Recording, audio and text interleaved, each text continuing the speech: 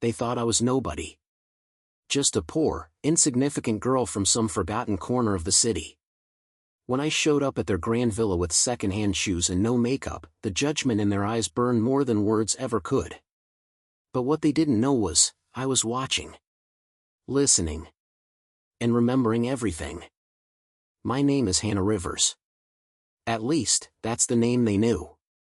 But who I truly am, well, that's a secret I kept buried until the time was right. This isn't just a story about heartbreak. It's a story about betrayal, power, and revenge. And how pretending to be poor was the best decision I ever made. I met Ethan Lynn in college. He was charming, ambitious, and everything I thought I wanted. We started dating after a group project brought us together. For a while, it was perfect.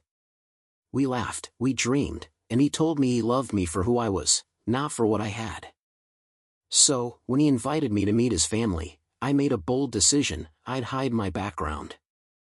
I wouldn't tell them I was the heiress of Rivers Corporation, or that I was raised in luxury, or that my father sat on the boards of 3 Fortune 500 companies.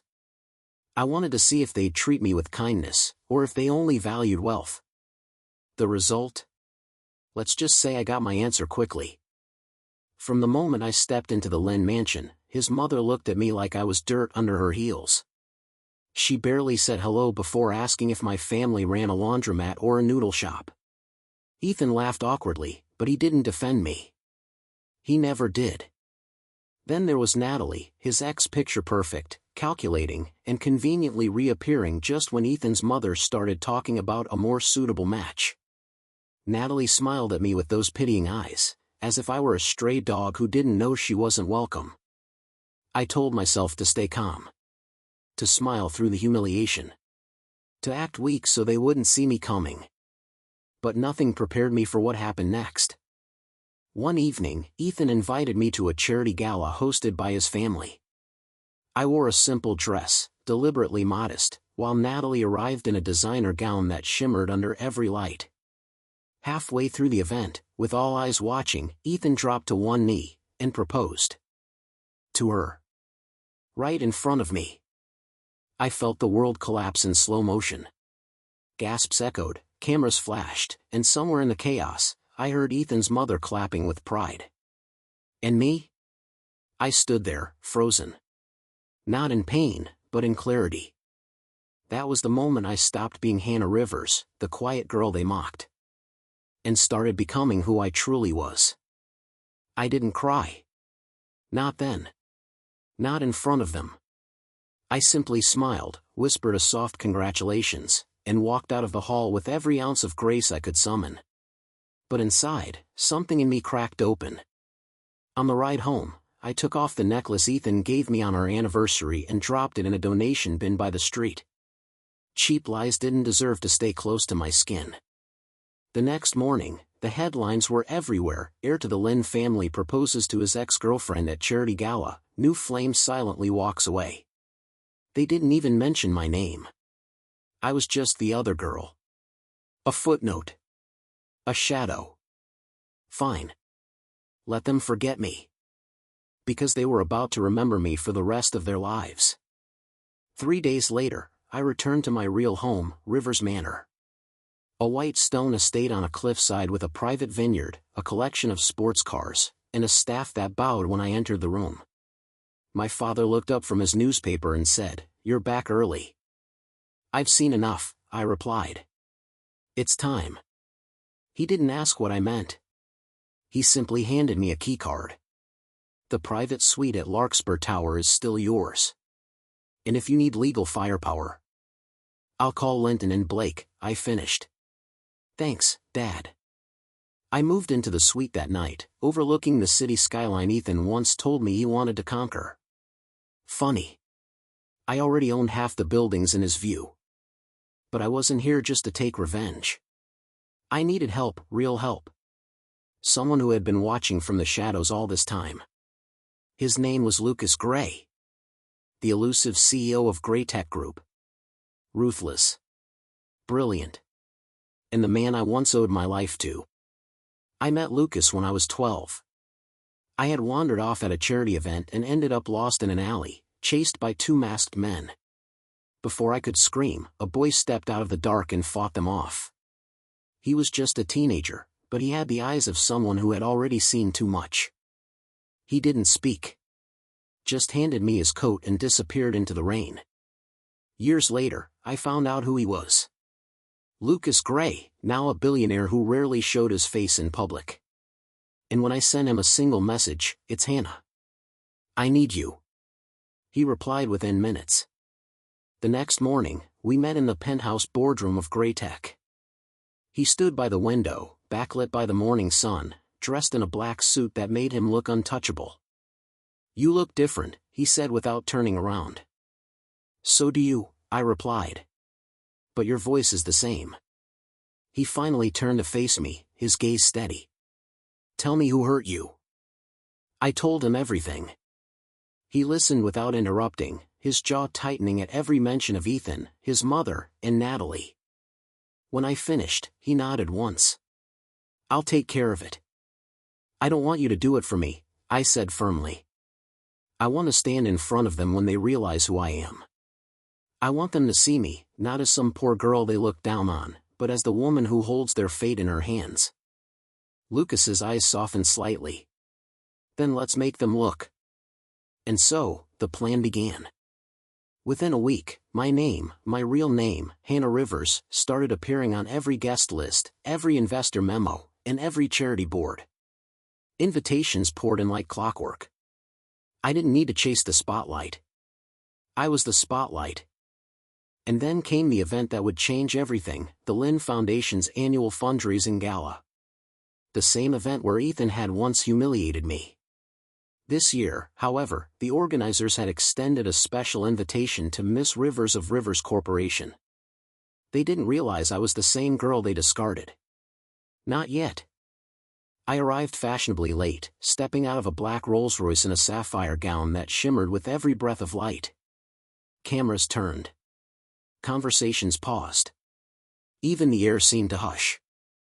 I could feel their eyes on me, curious, hungry, unaware. Ethan's mother was the first to notice.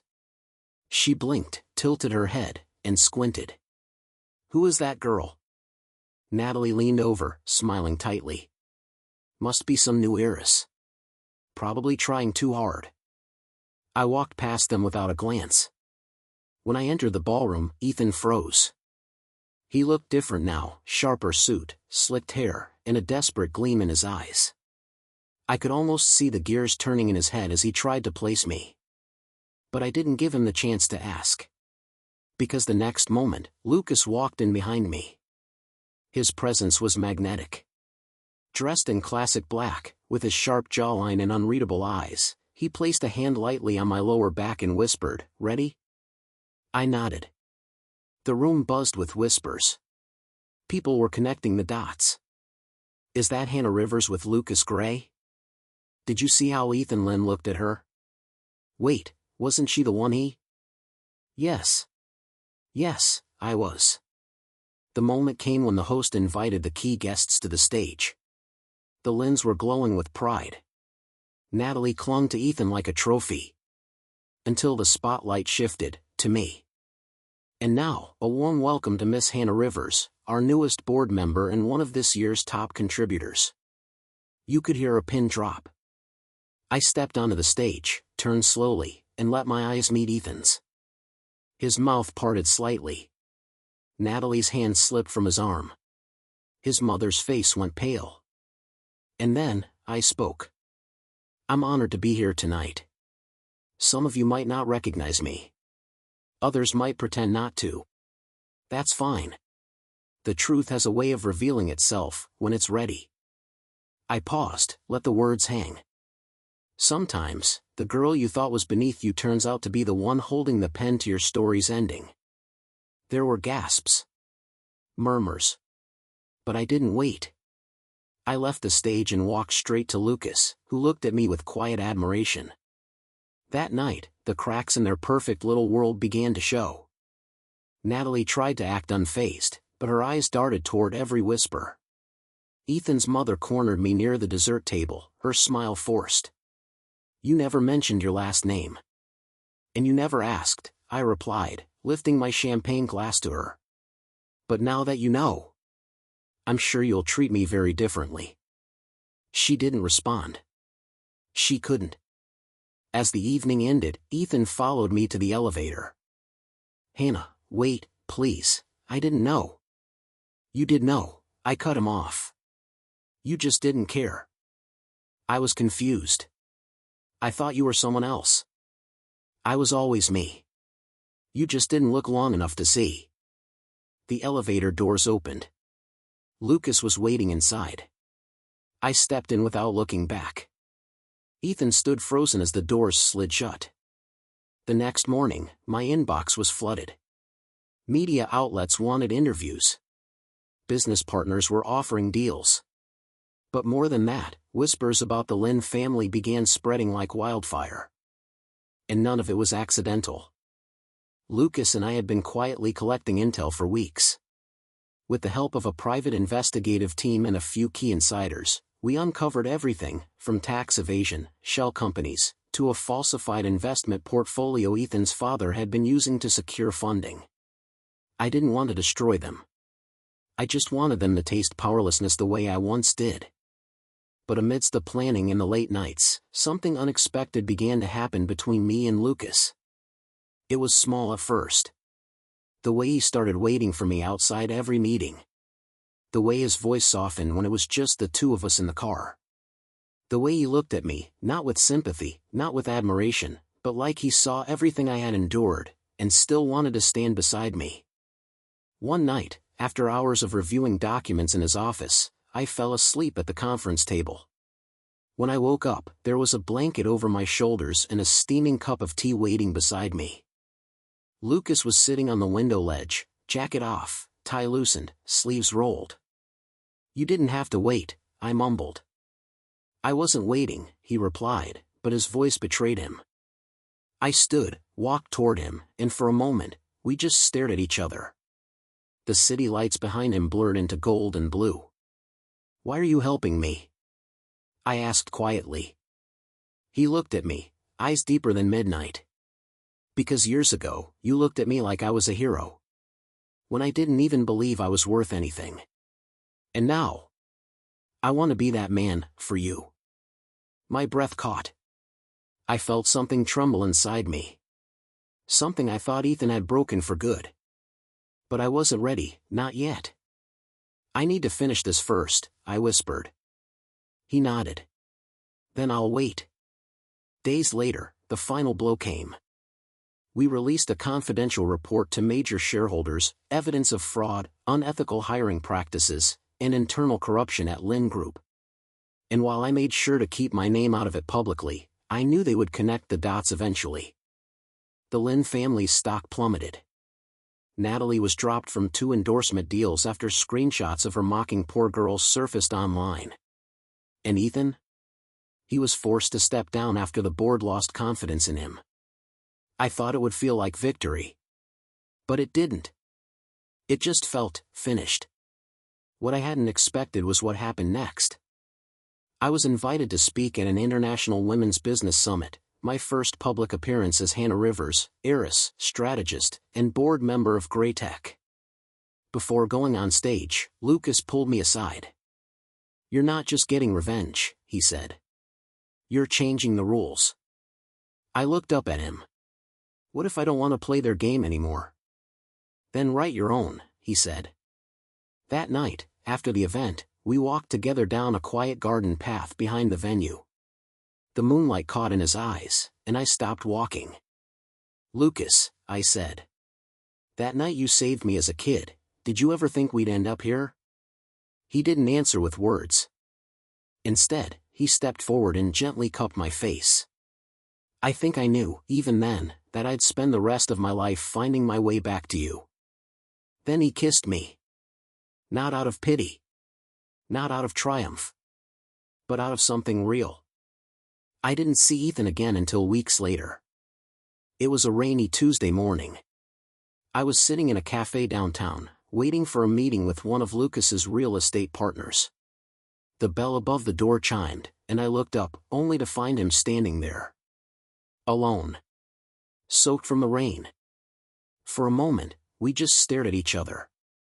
The last time we were in the same room, he was kneeling in front of another woman. Now, he looked tired. Smaller somehow. As if the weight of everything had finally started to crush him. He approached slowly, hesitantly. "Hannah, do you have a moment?" I could have walked away. Pretended I didn't hear him. But I didn't. I nodded to the empty seat across from me. He sat down. Wet hair clinging to his forehead. Hands trembling as they wrapped around the mug the barista brought. "I owe you an apology," he began. "No. I owe you 1,000. I said nothing. I didn't know how blind I was. How cruel I sounded. I let my mother, and Natalie, convince me you were beneath me. And I told myself it was love. But it wasn't. It was fear. Fear of not being enough for someone like you." His voice cracked on the last sentence. Still, I said nothing. "Now everyone knows who you are," he continued. "They admire you. Fear you. I wish I had seen you then the way I see you now." I finally looked up at him. "The thing is, Ethan. I never wanted you to see my money. I just wanted you to see me." He lowered his gaze. "I know. And I didn't. Not when it mattered." I leaned back, calm and collected. "You don't have to be sorry because you lost me. Be sorry because you never really tried to keep me." He winced. Then, after a long pause, he asked quietly, "Is it true? You and Lucas?" "Yes." He nodded slowly. "I hope he treats you right." "He does," I replied. And with that, it was over. No shouting. No vengeance. Just the quiet finality of a chapter closed. A month later, I stood on the balcony of my suite at Larkspur Tower, overlooking the city lights. Lucas came up behind me, wrapping his arms around my waist. "I got an offer today," he said softly. "A joint venture with Rivers Corporation. Your father suggested it." I smiled. "And what do you think?" "I think business can wait." I turned around to face him. "Oh?" He held out a small velvet box. "There's something I want to ask you." My heart skipped. He opened it. Inside wasn't a ring, but a key. To the house I built for someone who'd once been brave enough to walk away from everything, and then strong enough to come back and rewrite the ending. Tears welled in my eyes. "Yes," I whispered. "Yes, to all of it." He leaned down, kissed me gently, and for the first time in years, I felt like I was exactly where I belonged. Not as the girl pretending to be someone else. Not as the heiress or the strategist. Just me. And loved, completely, for it.